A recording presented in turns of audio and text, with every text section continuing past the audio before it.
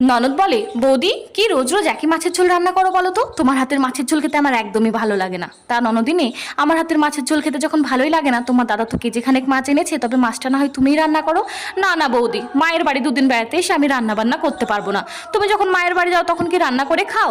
রান্না করে খাই না খাই সেটা বড় কথা না, তবে তোমার মতো কারো রান্নার খুঁত ধরি না। কেউ যদি ভালোবেসে এক গ্লাস জল ঢেলে খাওয়ায়, তার সামনে এমন ফিল করি যাতে মনে হয় তার হাতের এক গ্লাস জল খেয়ে আমি অনেক তৃপ্তি পেয়েছি। রান্না বান্না তো ছেড়েই দিলাম। তা যাও, তুমি গিয়ে স্নান ধ্যান যা করবে করো। দেখছি যদি তোমার রুচির মতো মাছ রান্না করতে পারি তবে না হয় খেতে ডাকবো, না ডাকলে ভাবে রান্না ভালো হয়নি, ডাল দিয়ে না হয় খেয়ে নিও।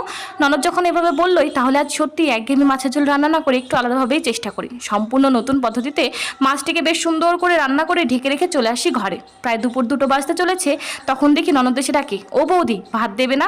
না গো, মাছের ঝোলটা আজ এত বাজে রান্না হয়েছে যে বাড়ির সবাই দুবেলার মাছ একবারেই খেয়ে নিয়েছে, তোমার জন্য এক পিসও বাদ রাখেনি।